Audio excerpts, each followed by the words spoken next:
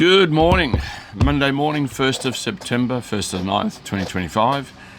Day after Circuit Cirque and a Funky Bunch. I thought I'd just do a little bit of a recap of what was achieved, done, tested on the weekend down at Cirque, and predominantly talk about the FFV4 conversion, which brings it to independent rear end. Now, this is so exciting.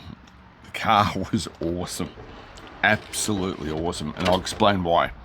That's my FFV4 with the independent rear end, as you can see, one rear, as I push them up there, and it was gobsmacking so good. I didn't race it because we didn't have any other TCRs come through, but my philosophy, crazy as it may seem sometimes, is to take a car out and test it on a surface, whether it be Boral, whether it be asphalt, whether it be whatever you come up to, and usually in conditions that are not good for racing. To give you an idea, got there in the morning with the car, basically with the new rear end on it, cleaned the tyre. Well, actually I didn't clean the tyres, to be honest with you.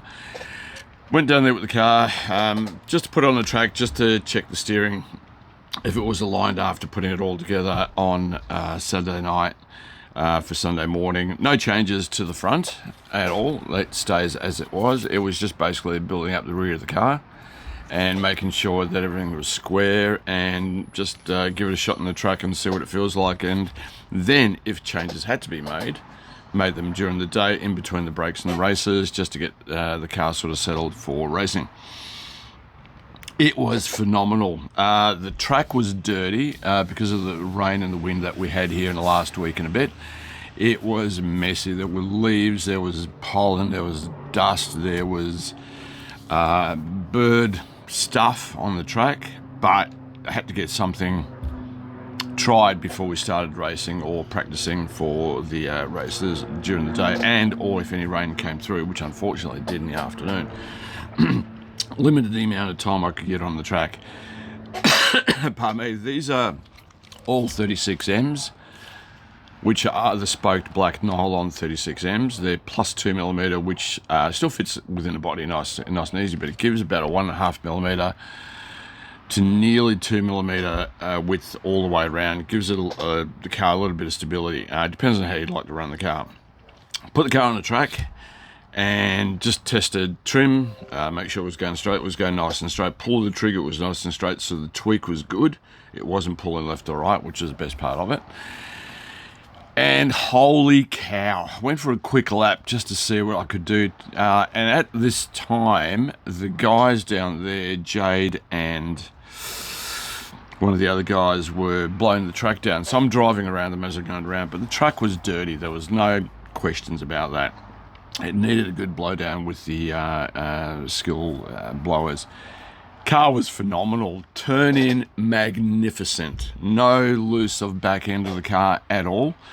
Down the straight, full noise, and there's a big board at the end of the straight, and I figured that out really quick and had to put the anchors on really fast because it just slid, but caught it with throttle and brake to slow it down, and turned into it's a high-speed corner off the straight at Cirque. Turned in, no issues. Hairpins, no issues. Pull out of the corners, no issues.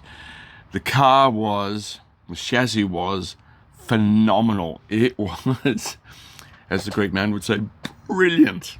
I cannot, and I don't get this excited about much stuff because it all comes down to how well you can set things up, but out of the box with two changes to the rear, and it comes down to preferences, it was phenomenally planted without any heat, any goop, any cleaning, and the car straight on the track. And these are old tyres. These are, oh God, they'd be, the fronts are about maybe 8 runs old, the rears are about 12 runs old. So I could hence swap it around. It was phenomenal. It was planted. It was so easy to drive, even with leaves, shit on the track. It was awesome. No touching anything else. That was the best part of it. Now, people say you're crazy or otherwise, and you've got to race in a environment that is, when you're racing, like a clean track and all that type of stuff. I tend to just put the car out on any surface just to see what it does. If it can generate mechanical grip straight away from the start without having to treat, heat, clean, and so many other points of preparedness for chassis, it's great, because then it'll work even better when the track's clean and so forth. And it was awesome. It was so good and easy to drive. No funny things on the track at all. It didn't spin out. It didn't do rotations. It every corner, even the high speed off the straight, was dead even. Absolutely brilliant. It was fantastic.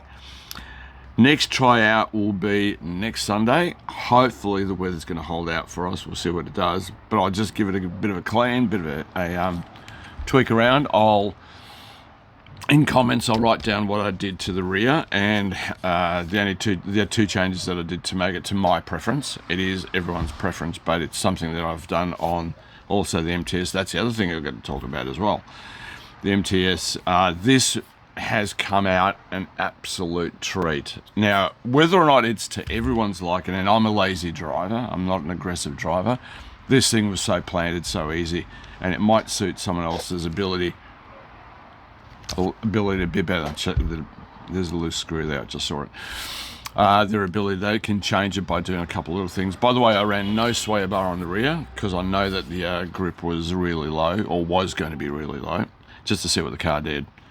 But so happy that Andy and the Race Op team put this conversion through. It is a weird conversion, because if you take it on board like true front-wheel drive cars, full-size ones, you'll find that they have a pivot on the inside and a wheel and shock. That's it. So the wheels do this, and this is identical on this. The wheels do that, but I can't stress enough, it works so well, and it worked without any treatment, nothing. Hence, I just wanted to check the steering. I thought, ooh, this feels good. I must try this just for a quick lap and see what it does. And I did about maybe 7-8 laps in between the guys blowing the track down and trying to get it clean. Pardon me, coffee time. Oh, warms the cockles of your heart, and it was fantastic. Can't stress enough. I'll write down the setup and the tyres I used, but I dare say pretty much any tyre will work. And the lower you go in shore rating, the grippier it'll be. By the way, the dual rates on this was only at 58, and it still rotated so nice and smooth and easy, and every hairpin was not an issue at all. Went around, no problems. MTS T3M V2C version, plus a couple of tweaks.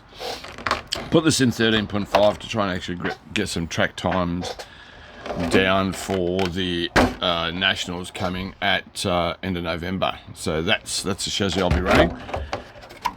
Couple little changes during the week just to tidy up the way the car responds to throttle field and all that type of stuff. That's it there.